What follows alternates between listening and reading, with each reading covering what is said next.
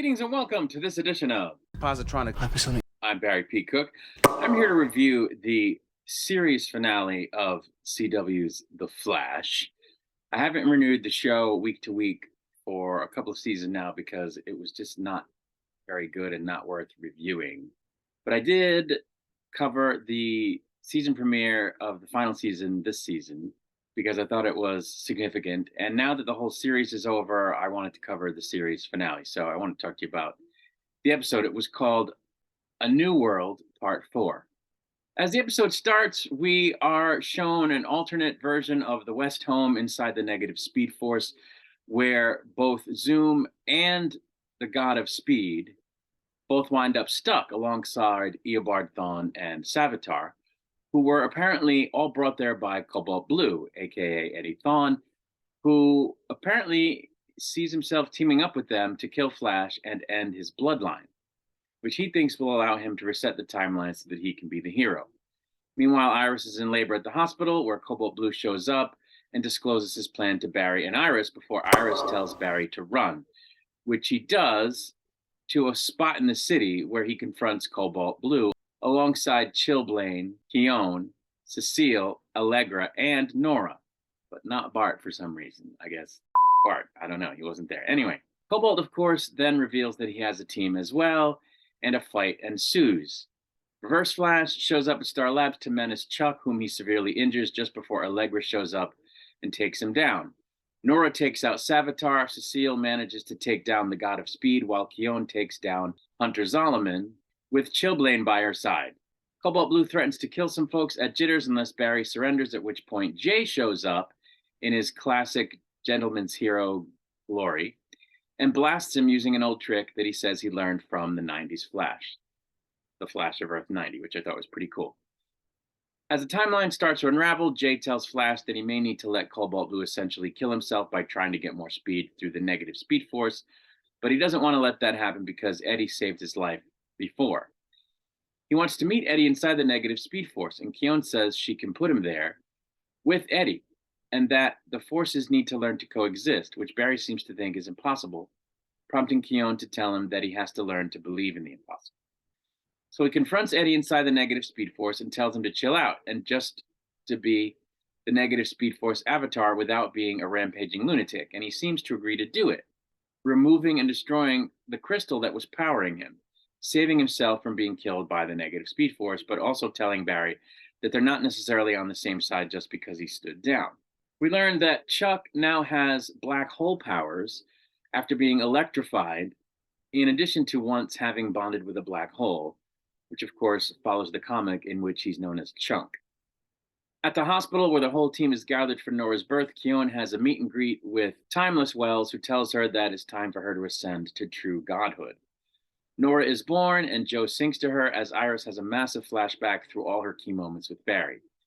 Keon says goodbye to everyone before her ascension, which involves her vacating her mortal body in a crazy flash of fiery light, leaving behind a restored Caitlyn in that mortal body, much to everyone's delight. She and Barry reconcile, with Caitlyn saying she understands that it was wrong to try to bring Frost back bodily, but that she will always live within her. Joe proposes to Cecile, who gleefully accepts.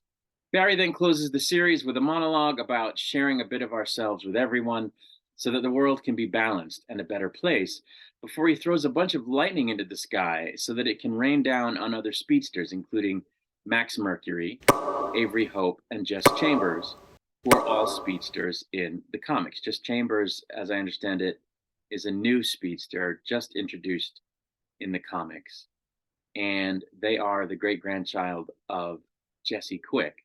Max Mercury, of course, has been in the comics for a long time, and I'm not sure who Avery Hope is, but they're apparently a speedster in the comics as well. And that's where the episode, the season, and the series ended. So I don't have a lot to say about it. I am glad that the characters all ended up in good places. I'm glad that nobody died. Iris especially, because since the beginning I've been waiting for them to kill her, because in the comics she dies. Sort of. She then just goes back to the future where apparently she's from in the comics, but not in the TV show. It's kind of weird. Anyway, we get Caitlyn back. We got to see Jay Garrick again, which is always great. We got to see Timeless Wells, and Nora gets born without any problems.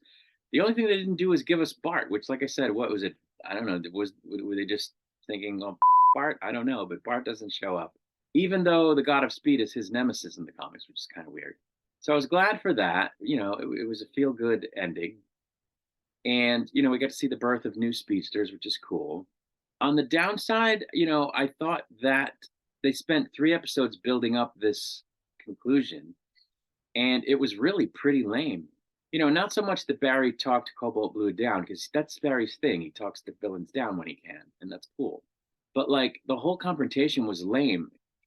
There was never a moment when the members of Team Flash were on the ropes. They just took out their individual opposition on Cobalt's team with pretty much no problem. And the fact that these same supervillains were hard to beat and took a whole season to beat when they originally showed up makes that kind of dumb.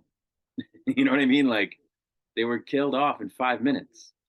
So it was kind of lame, I thought. It went out with a whimper. This confrontation was very milk toast.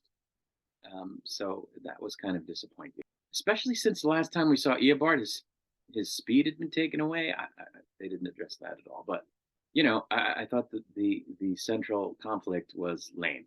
Fight was lame, especially since they built it up over 3 episodes, 3 other parts.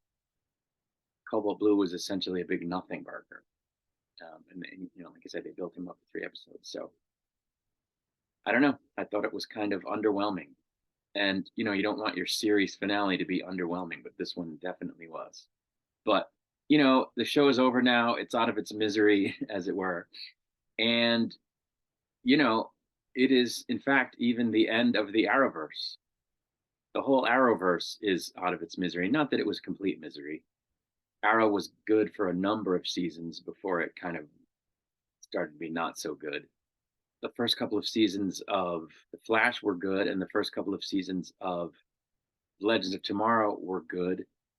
Supergirl was good for the most part, but it got kind of lame towards the end as well. Although I think it was better than some of the other shows were at the end.